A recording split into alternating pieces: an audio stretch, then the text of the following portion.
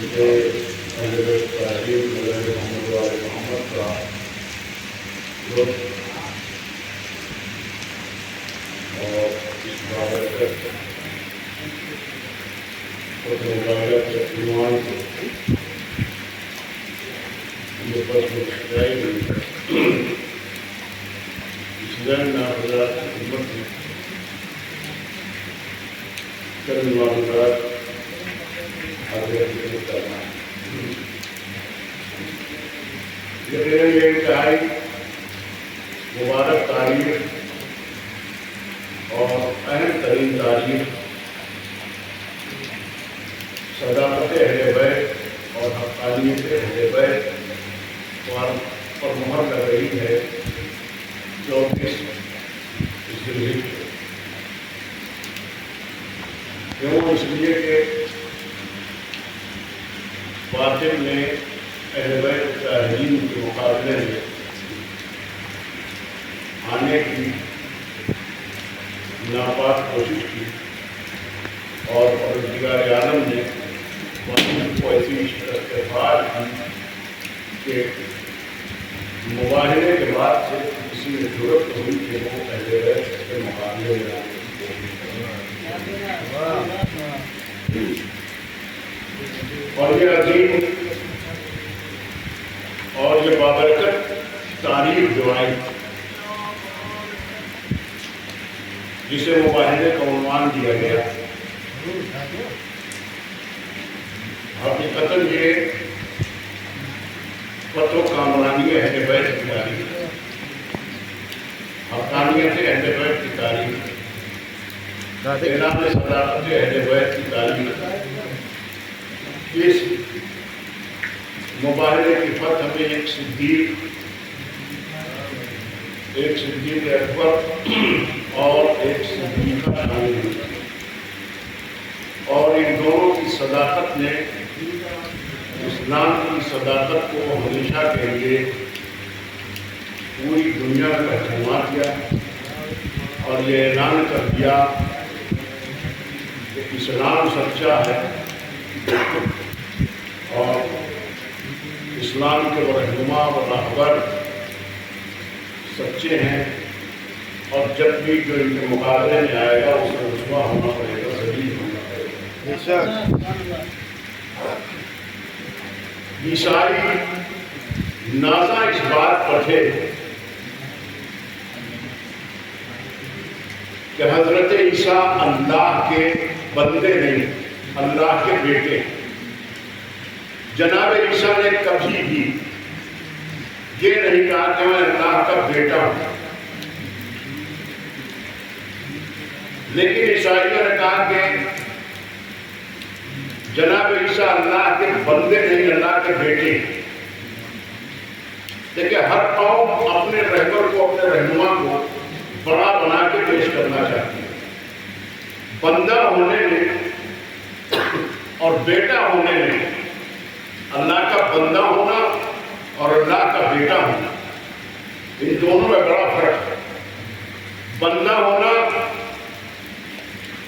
عیسائی یہ سمجھ رہے تھے کہ بندہ ہونا چھوٹا عہدہ ہے اور بیٹا ہونا بڑا منصب ہے، لہذا عیسائیوں نے یہ کوشش کی کہ ہم اپنے نبی کو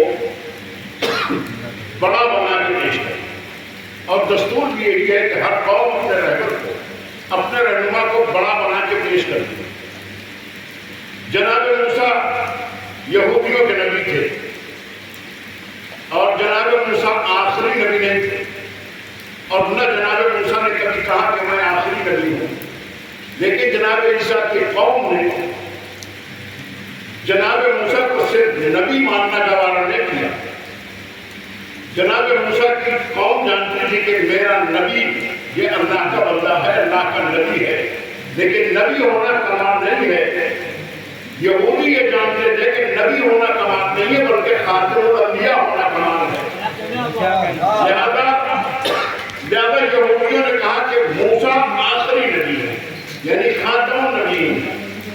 تو جس طریقے سے یہودیوں نے جناب موسیٰ کو سب سے بڑا بنا کے پیش کیا، امت کی طرف کا دستور تھا کہ وہ اپنے نبی کو بڑا بنا کے پیش کرتی ہے، اور کسی بھی قوم سے تعلق رکھنے والی، کسی بھی مذہب سے تعلق رکھنے والی قوم ہو، وہ ہمیشہ اپنے رہبر کو بڑا بنا کے پیش کرتی ہے۔ اسلام مذہب ہو، اسلام دین ہو یا غیر اسلامی دین ہو، لیکن وہ اس کا دستور یہ ہے کہ وہ اپنے نبی کو بڑا بنا کے پیش کرتی ہے۔ جناب عیسیٰ نے کبھی نہیں کہا کہ میں اللہ کا بیٹا ہوں، لیکن قوم نے یہ سوچا کہ بیٹا ہونا زیادہ بڑا منصب ہے، بندہ ہونا منصب نہیں ہے، لہذا انہوں نے اعلان کیا کہ نبی، ہمارے نبی یعنی جناب عیسیٰ اللہ کے بندے نہیں، اللہ کے بیٹے ہیں۔ اور اس سلسلے میں انہوں نے سرکار ختمی مرتبہ کی خدمت میں آ کر بحث اور مباحثہ کیا اور دلیلیں دی۔ رسول کی خدمت میں جناب عیسیٰ کے حمایتیوں نے دلیل یہ دی کہ میرا نبی اللہ کا بندہ نہیں ہے، اللہ کا بیٹا ہے۔ پیغمبر نے کہا دلیل کیا ہے؟ کہا دلیل یہ ہے کہ میرا نبی بغیر باپ کا ہے، عیسیٰ کا کوئی باپ نہیں ہے، لہذا عیسیٰ اللہ کے بندے نہیں، اللہ کے بیٹے ہیں۔ جب عیسائیوں نے یہ دلیل دی کہ میرا نبی اللہ کا بیٹا ہے، اللہ کا بندہ نہیں ہے، دلیل یہ ہے کہ جناب عیسیٰ کا کوئی باپ نہیں ہے، ماں ہے باپ نہیں ہے۔ پیغمبر نے کہا کہ یہ دلیل تمہاری ہے کہ عیسیٰ کا کوئی باپ نہیں ہے، لہذا وہ اللہ کے بیٹے ہیں، تو عیسیٰ سے زیادہ حق تو آدم کو بنتا ہے کہ آدم کا نہ باپ ہے اور نہ ماں ہے، لہذا زیادہ حق آدم کو بنتا ہے کہ وہ اللہ کے بیٹے ہیں، لیکن آدم اللہ کے بیٹے نہیں ہیں۔ دلیل کر لے، قرآن سے اور بھی دلیلیں تھیں پیغمبر نے، لیکن عیسائی ایک نہ مانے، ضد پڑھاڑے رہے کہ عیسیٰ اللہ کے بیٹے ہیں۔ حکم پروردگار ہوا حجت تمام کرنے کے لیے پروردگار عالم نے سورہ توحید نازل کیا، سورہ توحید، سورہ اخلاص، سورہ قل هو اللہ احد، اس سورہ کو نازل کیا۔ آخری دلیل اللہ کی طرف سے سرکار ختمی مرتبہ پیش کی کہ اللہ فرماتا ہے قل هو اللہ احد اللہ الصمد لم یلد ولم یولد ولم یکن له کفوا احد۔ کہو اللہ ایک ہے، اللہ بے سمد ہے، اللہ سمد ہے، بے نیاز ہے، محتاج نہیں ہے، غیر محتاج ہے۔ لم یلد ولم یولد، نہ اسے کسی نے جنا ہے نہ اس نے کسی کو جنا ہے۔ ولم یکن له کفوا احد، وہ واحد و یکتا ہے، تنہا ہے، یکتا ہے، اس کا کوئی شریک نہیں، وہ وحدہ لا شریک ہے، احد ہے، یکتا ہے۔ پروردگار عالم نے تو وہ اللہ احد کو دلیل کے طور پر کہ اللہ نے کسی کو جنا نہیں، اللہ نے کسی کو پیدا نہیں کیا اور کسی نے اللہ کو نہیں پیدا کیا، نہ وہ کسی سے پیدا ہوا ہے اور نہ اس نے کسی کو پیدا کیا کہ وہ خالق ہونا اور بات ہے، لیکن ڈائریکٹ کسی کو جناب عیسیٰ کو اللہ کا بیٹا کہا جا رہا ہے۔ یوں تو اللہ کی مخلوق سبھی ہیں، سارے انسان اللہ کی مخلوق ہیں، لیکن مخلوق ہونا اور ہے اور خالق ہونا اور ہے۔ اللہ نے کہا لم یلد ولم یولد، نہ اس نے کسی کو پیدا کیا ہے نہ اس کو کسی نے پیدا کیا۔ یہ آخری دلیل اللہ نے اپنے پیغمبر کو بھیج دی سورہ توحید کی شکل میں۔ اللہ کے پیغمبر نے سورہ توحید سنا دی عیسائیوں کے سامنے، کہ وہ کسی کو پیدا نہیں کرتا اور نہ اس کو کسی نے پیدا کیا ہے، وہ سمد ہے، بے نیاز ہے، احد ہے، یکتا ہے، واحد نہیں۔ واحد اور ہوتا ہے، احد اور ہوتا ہے۔ واحد وہ ہوتا ہے کہ جس کا جز بن جائے، احد وہ ہوتا ہے کہ جس کا جز نہ بنے تو وہ احد ہے، وہ یکتا ہے۔ اللہ کے رسول نے دلیل دی لیکن عیسائی نہ مانے۔ جب عیسائی نہ مانے سورہ توحید کے نازل ہونے پر بھی اور اتنا بڑا سورہ اللہ کے رسول نے پیش کر دیا پھر بھی عیسائی نہ مانے، تو اب اللہ نے کہا کہ اگر یہ قرآن کو نہیں مانتے تو قرآن کی آیتوں کو نہیں مانتے تو اب ان سے کہہ دو بقول اے رسول کہہ دو تعال، ان سے کہہ دو نہ تو ابناءنا و اپنی عورتوں کو لاؤ، یہ اپنی عورتوں کو لائے، تم اپنے نفسوں کو لاؤ اور یہ اپنے نفسوں کو لائے. کیوں؟ تاکہ جھوٹوں کو لعنتی قرار دیا جا سکے. اللہ نے سورہ توحید بھیجی، عیسائی نہ مانے، اور جب عیسائی نہ مانے تو اللہ نے کہا کہ میرے پیغمبر اب ان سے مناظرہ نہیں ہوگا، اب ان سے بحث نہیں ہوگی، مباحثہ نہیں ہوگا، مناظرہ نہیں ہوگا. جو قرآن کو نہ مانے اس سے مناظرہ نہیں ہوگا، بلکہ اب اس سے مباحثہ ہوگا. مباحثہ کیا ہے؟ مباحثہ کیا ہے کہ اس میں جو جھوٹا ہوگا اس پر اللہ کی طرف سے لعنت قرار دی جائے گی. اور لعنت کی تنہائی میں نہیں بلکہ آواز قدرت آئی، ابناءنا و ابناءکم ونساءنا ونساءکم وانفسنا وانفسکم. تم اپنے اولاد کو لاؤ، یہ اپنی اولاد کو لائے. تم اپنی عورتوں کو لاؤ، یہ اپنی عورتوں کو لائے. تم اپنے نفسوں کو لاؤ، یہ اپنے نفسوں کو لائے. یہ حکم پروردگار ہو گیا اور یہ قرار پایا مباحثہ کہ اب ان سے مباحثہ نہیں، مناظرہ نہیں، بلکہ اب مباحثہ ہوگا. جھوٹوں پر لعنت قرار دی جائے گی، جھوٹوں کو ملعون قرار دیا جائے گا. اب یہ مناظرہ، یہ مباحثہ جب طے پا گیا اللہ کے رسول کی طرف سے، اللہ کی طرف سے یہ حکم ہو گیا کہ ان سے کہہ دو کہ یہ اپنے بیٹوں کو لائے، تم اپنے بیٹوں کو لاؤ. پیغمبر نے اعلان کر دیا کہ کل مباحثہ ہوگا اور نصارہ نجران مقابلے کے لیے آ گیا. سردار نصارہ نجران کا سردار، نصارہ کا سردار، اس نے اپنی قوم سے کہا کہ دیکھو ان سے مباحثہ تو ہوگا لیکن اگر یہ اپنی قوم کے ساتھ آئیں تو قطعاً معاہدے سے گھبرانے کی ضرورت نہیں ہے، ہم ان سے مباحثہ کریں گے. لیکن اگر یہ اپنے اہل بیت کو لے کے آئیں تو ان سے مباحثہ قطعاً نہ کریں. یہ نصارہ کے سردار نے اپنی قوم کے ان اکابر اور بزرگ صحابیوں سے کہہ دیا کہ جب یہ اہل بیت کے ساتھ آئیں، اپنے گھر والوں کے ساتھ آئیں تو ان سے مباحثہ نہ کرنا، اور اگر اپنی قوم کے ساتھ آئیں تو مباحثے سے گھبرانا نہیں. مباحثہ مقرر ہو گیا. اب میں آپ کو یہاں روکتا ہوں. مباحثہ ہوا کیوں؟ عیسائی جناب عیسیٰ کو اللہ کا بیٹا مان رہے تھے. اللہ نے اپنے رسول کو سورہ توحید دیا کا دلیل کے طور پر سورہ توحید پیش ہے. اللہ کے رسول نے سورہ توحید پیش کی لیکن عیسائی نہ مانے. جب سورہ توحید کو نہ مانے عیسائی تو اللہ نے کہا کہ جب انہوں نے ہماری توحید کا انکار کیا ہے، قرآن کا انکار کیا ہے، تو اب قرآن کے انکار کی صورت میں اب مناظرہ مباحثہ نہیں ہوگا بلکہ اب مباحثہ ہوگا. یعنی لعنتی قرار دیا جائے گا اس کو جو جھوٹا ہے، جھوٹے کو لعنتی قرار دیا جائے گا. ثابت یہ ہوا کہ اگر کوئی قرآن کی مخالفت کرے تو اس سے مناظرہ نہیں ہوتا ہے، اس سے مباحثہ مناظرہ نہیں ہوتا، اس سے بحث نہیں ہوتی، مباحثہ نہیں ہوتا، اس سے مباحثہ ہوتا ہے. یعنی اسے لعنتی قرار دیا جاتا ہے. یہ ثابت ہو گیا کہ قرآن کو جھٹلانے والا، قرآن کا نام کا نہ ماننے والا لعنتی قرار دیا جاتا ہے. اب اللہ کے پیغمبر نے ایک حدیث ارشاد فرمائی اور اس حدیث میں فرمایا مثل والی کمثل قل هو اللہ احد. علی کی مثال مثل والی فی الناس کمثل قل هو اللہ احد فی القرآن. پیغمبر نے فرمایا کہ علی کی مثال لوگوں میں ایسے ہی ہے جیسے قرآن میں سورہ توحید کی ہے. علی کی مثال ایسے ہی ہے جیسے قرآن میں سورہ توحید کی ہے.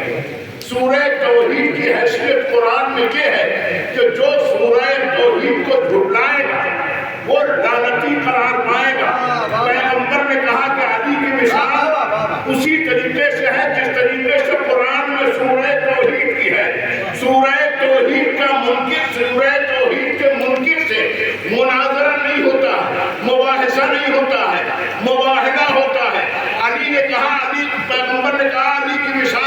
سورہ توحید کیسی ہے؟ جس طریقے سے قرآن کے مقابلے میں آنے والے پر ہمیشہ کے لیے لعنت کی جاتی ہے، اسی طریقے سے علی کے مقابلے میں آنے والے پر لعنت قرار دی جاتی ہے۔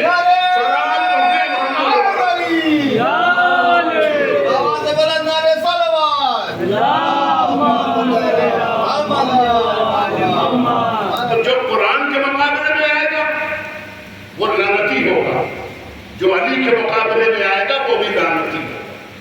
کیوں؟ اس لیے کہ دونوں جزء لا ينفك، علی مع القرآن والقرآن مع علی، علی قرآن کے ساتھ، قرآن علی کے ساتھ، نہ قرآن علی سے جدا ہے نہ علی قرآن سے جدا ہے۔ قرآن کو سمجھنے کے لیے علی کو سمجھنا پڑے گا، علی کو سمجھنے کے لیے قرآن کو سمجھنا پڑے گا۔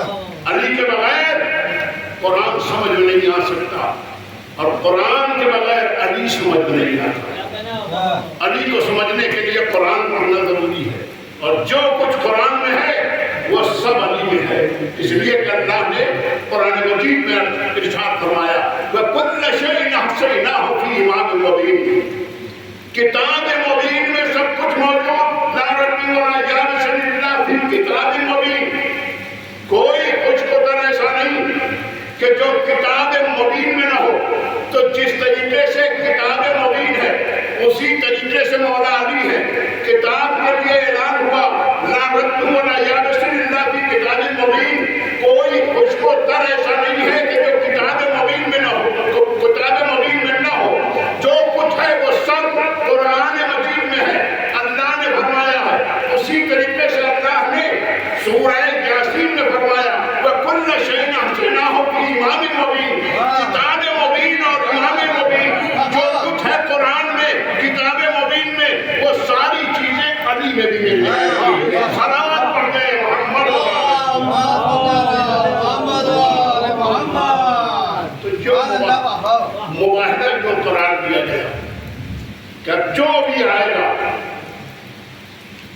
اہل بیت کے مقابلے میں، مولا علی کے مقابلے میں، اس سے معاہدہ ہوگا، اسے ملعون اور مطعون قرار دیا جائے۔ وقت مقرر ہو گیا، پیغمبر لے کے چلے کہ قرآن میں آیت ہے وَقُلْ تَعَالَوْا نَدْعُو أَبْنَاءَنَا وَأَبْنَاءَكُمْ، اپنے بیٹوں کو لاؤ اور یہ اپنے بیٹوں کو لائیں۔ وَنِسَاءَنَا وَنِسَاءَكُمْ، ابناء، نساء، وَأَنفُسَنَا، أَنفُسَكُمْ، تم اپنے نفسوں کو لاؤ یا اپنے نفسوں کو لاؤ۔ تینوں جگہ جمع کا صیغہ استعمال ہوا ہے۔ جب جمع کا صیغہ استعمال ہوا تو پیغمبر کو لے کے جانا چاہیے تھا پوری امت کو۔ بڑے بڑے اکابر اور بزرگ صحابہ تھے اور سچے صحابہ، امت کی نظر میں سچے صحابہ، ان سب کو لے کے جانا چاہیے تھا۔ لیکن تاریخ کی کوئی کتاب نہیں بتاتی کہ پیغمبر کے ساتھ ان چار شخصیتوں کے علاوہ صدیقہ طاہرہ مولائے کائنات امام حسن ان چار شخصیتوں کے علاوہ کوئی پانچواں نہیں تھا۔ یہی چار افراد تھے جو رسول کے ساتھ نکلے، ورنہ آیت تو یہ کہہ رہی ہے اپنے بیٹوں کو لاؤ، جمع کا صیغہ ہے۔ جمع کا اطلاق کم سے کم 3 کو ہوتا ہے اور 3 سے زیادہ جتنے بھی ہیں۔ ابناءنا و ابناءکم ونساءنا و نساءکم، نساء ہے جمع، جمع کا صیغہ اللہ نے استعمال کیا۔ عورتوں میں گیا کون؟ صرف ایک خاتون۔ گنجائش تو بنتی ہے جب نساء اللہ کہا ہے تم اپنی عورتوں کو لاؤ یا اپنی عورتوں کو لائیں، تو گنجائش تو بنتی ہے کم سے کم 3 عورتیں ہو اور زیادہ جتنی بھی ہو۔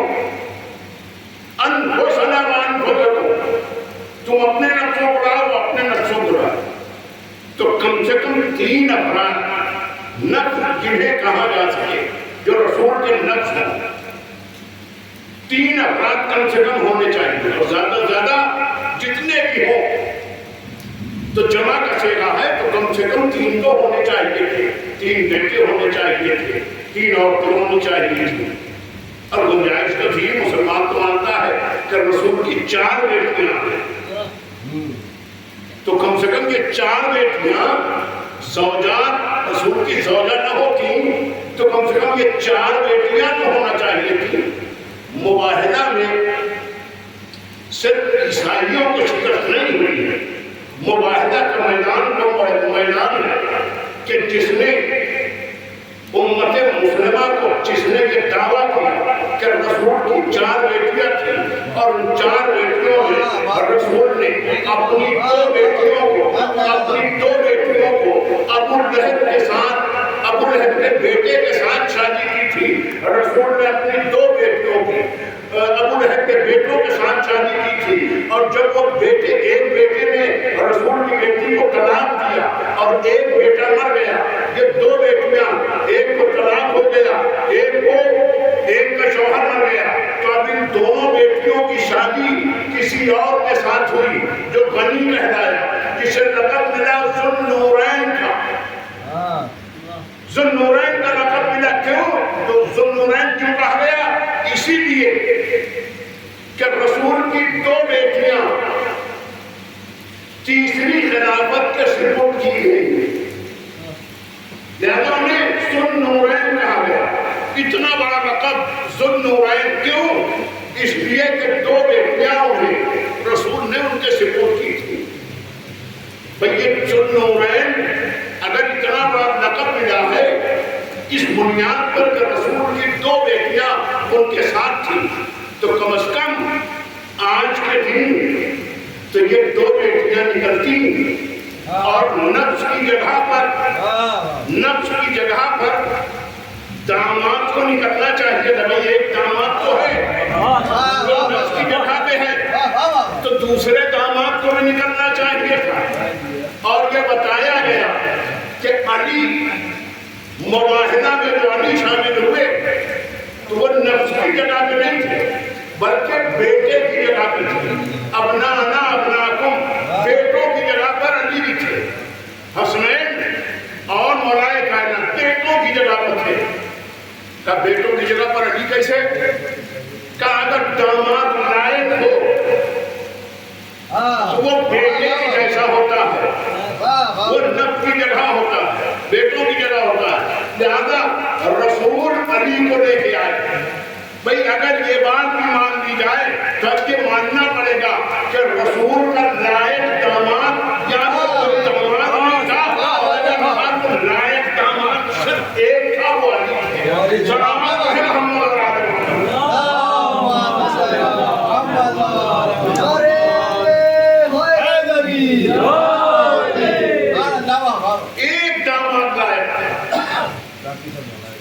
باقی سب نالائق تھے، نالائقوں کی جو بھرمار تھی۔ مولا کائنات نفس کی جگہ پر، بیٹوں کی جگہ پر امام حسن اور امام حسین، اور نساء کی جگہ پر صرف ایک شخصیت جناب صدیقہ طاہرہ۔ اور یہ کاروان صداقت بڑی شان سے نصارہ نجران کے مقابلے کے لیے اور اپنی صداقت کا لوہا منوانے کے لیے، اسلام کی حقانیت کو منوانے کے لیے، رسالت کو بچانے کے لیے، توحید کو بچانے کے لیے ایک گھر سے نکلا، اور وہ گھر اسی کا گھر تھا جسے دنیا نے مسلمان تک نہیں مانا۔ مولا کائنات کے پدر بزرگوار ابو طالب کا احسان کہاں سے آتا ہے کہ نہیں؟ مباہدے پہ ابو طالب کا احسان ہے، اس لیے کہ مباہدہ کی فتح میں سب سے اہم کردار اگر کسی نے ادا کیا ہے تو وہ اولاد ابو طالب ہے۔ اولاد ابو طالب، خانہ ابو طالب سے رسول کو بیٹے بھی ملے، رسول کو بیٹی بھی ملی، اور رسول کو والنفس بندا، دو بیٹے مولا کائنات امام حسن ابن علی طالب، حسین ابن علی ابن ابی طالب، فاطمہ کون؟ زوجہ امیر المومنین کون؟ ابو طالب کے بیٹے۔ تو چار شخصیتیں مباہدے کے لیے رسول کو ملی، پورے مدینے میں جمع کا سیگا اللہ نے بھیج کے ابنانا و ابناکم و نسانا و نساکم و انفسنا و انفسکم کہہ کے اللہ نے یہ گنجائش دے دی، اگر کوئی صادق ہے تو وہ رسول کے ساتھ آئے، کوئی صدیقہ ہے تو وہ رسول کے ساتھ آئے۔ جمع کا سیگا استعمال کیا تھا، لیکن کسی میں جرأت نہ ہوئی۔ تاریخ کا کوئی فرق ایسا نہیں ملے گا جس پہ یہ ملے کہ کسی نے رسول سے آ کے چپکے سے بھی کہا ہو یا رسول اللہ ہمیں بھی ساتھ لے لیجیے۔ بھئی ہر معرکے میں جب بھی موقع آتا تھا بڑے بڑے نام کمانے کے لیے، شہرت کے لیے بڑے بڑے لوگ تھے جو کھڑے ہو جاتے ہیں۔ فتح مکہ کے وقت لوگوں نے آج اقرام میں کہا یا رسول اللہ ان بتوں کو کہیے تو میں توڑ دوں، یا رسول اللہ بتوں کو میں توڑ دوں گا۔ رسول نے کہا خاموش رہو، بتوں کو توڑنے کا حق اسے ہے کہ جس نے کبھی بت پرستی نہ کی ہو۔ تم نے ایک زندگی تک بتوں کی پوجا کی ہے، آج تمہیں حق نہیں بنتا ہے تو بتوں کو توڑو۔ تو یہ وہ افراد تھے کہ جو کھڑے ہو جاتے تھے ہر موقع پر، لیکن مباہدے میں کسی کو جرأت نہ ہوئی کہ ایک زبان کہتا یا رسول اللہ مجھے بھی لے کے چلیے۔ بھئی مباہدہ اور دوسرے میدان اور تھے، فتح مکہ اور تھا، مباہدہ اور تھا۔ فتح مکہ میں بت توڑنے کی بات تھی، کھڑے ہو گئے، لیکن معلوم تھا کہ یہ میدان مباہدہ ہے، یہاں جائیں گے اور اگر ہماری صداقت ثابت نہ ہوئی تو ہم قیامت تک کے لیے لعنت کی قرار پا جائیں گے۔ لعنت سے بچنے کے لیے کسی کی ہمت نہ ہوئی کہ کوئی یہ کہتے یا رسول اللہ ہمیں بھی لے کے چلیے۔ نکلے کتنے لوگ؟ 4 لوگ، اور چاروں کا تعلق ایک گھر سے، اور وہ گھر جناب ابو طالب کا گھر۔ ابو طالب کا بیٹا نکلا، ابو طالب کی بہو نکلی، اور ابو طالب کے پوتے نکلے، اور یہ کاروان صداقت نصارہ نجران کے مقابلے میں مباہدے کے لیے جب شام سے نکلا، جانے کا انداز بھی نرالا، عجب شان ہے، آگے آگے رسالت ہے، گود میں امام حسین علیہ السلام، آخری بات اور زحمت تمام کر رہا ہوں، سرکار رسالت نام سب سے آگے، اور گود میں امام حسین علیہ السلام، امام حسن علیہ السلام کی انگلی پکڑے ہوئے رسالت نام۔ لیکن آیت کی جو ترتیب ہے اسی ترتیب سے یہ کاروان چل بھی رہا ہے۔ آیت کی ترتیب میں فَقُلْ تَعَالَوْا نَدْعُو، اے رسول بلاؤ، ندا دو، ابناءنا و ابناءکم، اپنے بیٹوں کو بلاؤ، یہ اپنے بیٹوں کو بلائیں۔ اور رسول چلے، بلانے والا کون؟ رسول، رسول کی گود میں کون؟ ابناءنا، ایک ابو طالب کا ایک پوتا، آغوش رسالت کی، امام حسین علیہ السلام سب سے کم سے، اور انگلی پکڑے ہوئے رسالت بعد امام حسن علیہ السلام کی، اور اس کے بعد ابنانا و ابناکم والنساءنا و نساءکم، تم اپنی عورتوں کو لاؤ یا اپنی عورتوں کو لاؤ۔ ابنانا کے بعد نساءنا کی ترتیب ہے۔ جیسے قرآن، یہ قرآن ہے، قرآن وسیع و بلیغ ہے، اور قرآن جس پر نازل ہوا اس کی فضاحت و بلاغت دیکھیے، اس نے اسی ترتیب میں بھی ذرہ برابر تبدیلی نہیں کی۔ وہ رسول جو قرآن کی آیت کی ترتیبوں میں بھی تبدیلی نہیں کرتا ہے، اپنی طرف سے آیت کی ترتیب میں تبدیلی نہیں کرتا ہے، وہ اپنی طرف سے خلافت میں کیا تبدیلی کرے گا؟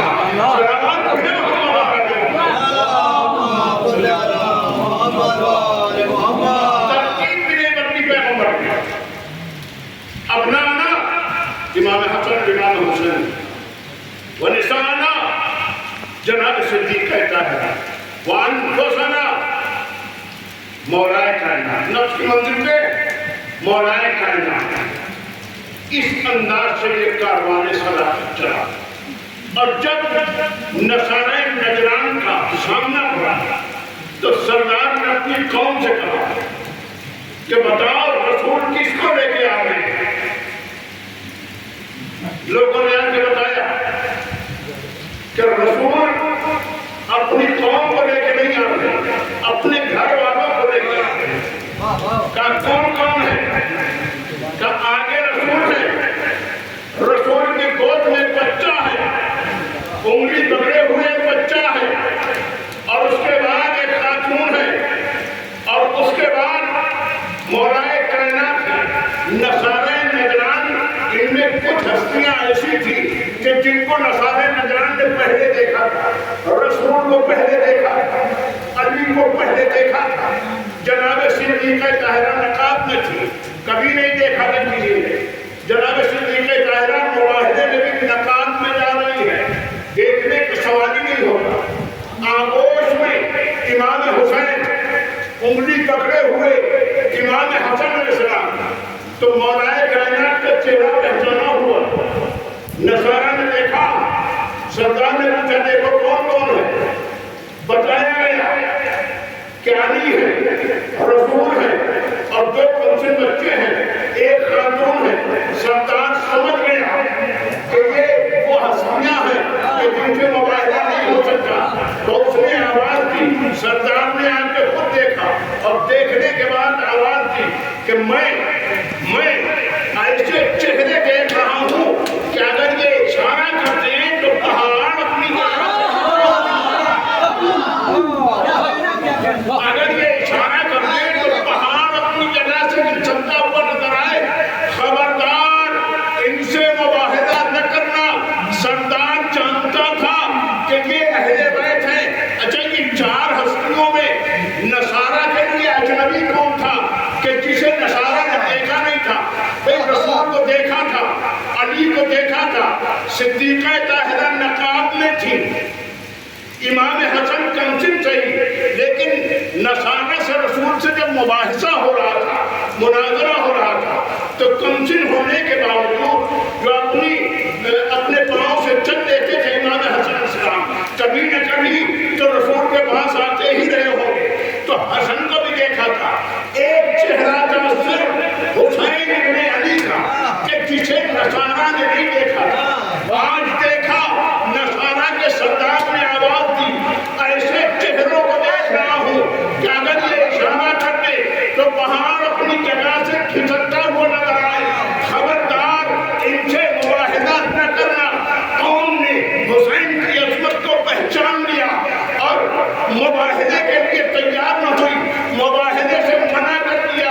یہی تو عیسائیوں کی کامیابی تھی کہ انہوں نے حسین کو پہچانا، مباحثہ نہیں کیا، اور یہی یزید کی نادانی تھی کہ اس نے حسین کو نہ پہچانا اور قیامت تک کے لیے لعنتی ہو۔ صلوات پڑھتے ہیں محمد اور